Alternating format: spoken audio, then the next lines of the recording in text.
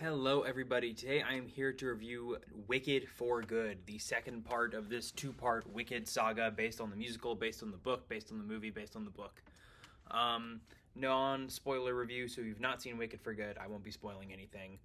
It's based on a 20-year-old musical, though, so you should probably know that. I'm kidding. But, yeah, no spoilers for Wicked for Good. For a bit of context, I really liked Wicked 1. I didn't love it as much as other people loved it, but I really did enjoy Wicked 1, so I was excited for Wicked 2. Without further ado, we're going to talk about it right now.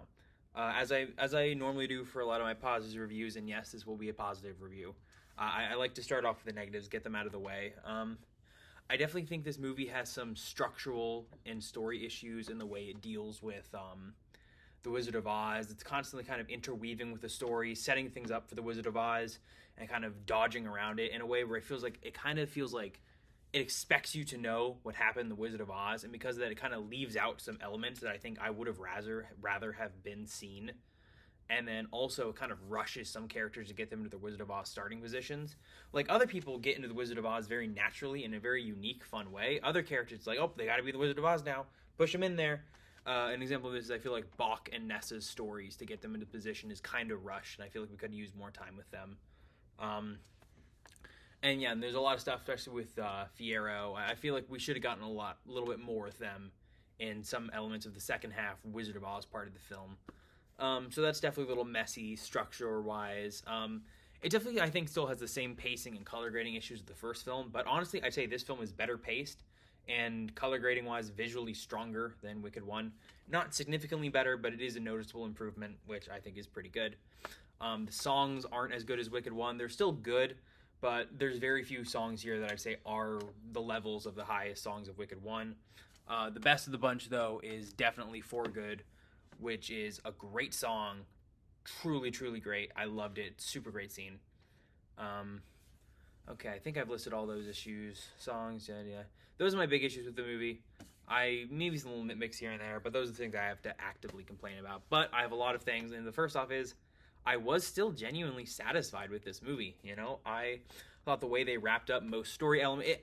As a prequel to Wizard of Oz, it is messy. As a sequel to Wicked, it takes a lot of the elements that they set up in that movie, and I think wraps them up very, very well here. Obviously, some things I kind of left out, like Bach and Nessa, but for most other characters, I thought the way they ended their story was very satisfying. The themes about authoritarianism, friendship, what it means to truly be good, I think work very, very well and are very well interweaved with the story. I like all the big plot lines and issues of Wicked 1, how they're tied up here. I like that this movie is a bit shorter, and I mean, I wish there was a little bit more time, but it is nice that for most of the stuff, it manages to pack in there pretty well. What was I going to say? Performances are great across the board. Obviously, Cynthia Erivo is amazing in the lead role. Jonathan Bailey and Jeff Goldblum have a ton of charisma. Whole rest of the cast is great. Big standout, Ariana Grande. She's amazing. I think she's winning the Oscar. Amazing singing voice, great subtle moments, great comedy, just about everything you want in just an amazing performance. She stole the film for me, but her dynamic with Cynthia Erivo is so good, and the whole friendship between Elphaba and Glinda is still incredibly emotional, incredibly potent. It is the heart and center and soul of this whole thing, and without that, this movie wouldn't work, but that works. So luckily, this movie still does work for me, and I still love being back in the world of Oz. There's a lot of great jokes, some fun dance numbers, some really solid camera work. It is a movie that, like I said, I have my frustrations with, especially with, some of its structure, pacing, visuals.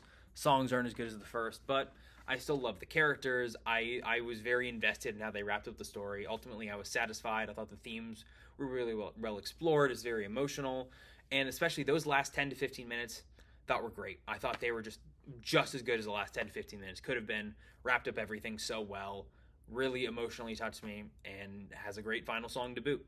So yeah, I really enjoyed Wicked for Good. Is it perfect? No, but I think it is emotional. It is well done. It's far from the best movie of the year, far from the worst. I think it's a good time at the movies, and I was sad to say goodbye to these characters. And I'll definitely have to rewatch Wicked 1 and 2 again sometime in the future because it's a lot of fun. I would give this movie a 7.5 out of 10. Flawed, but ultimately very sweet and still satisfying. Coming up over the next few days, probably Thursday or Friday, Stranger Things 5, Volume 1. Friday, Wake Up Dead Man, and sometime later, Frankenstein, Zootopia 2. Hope you guys liked the video, and I will see you all then. Bye for now.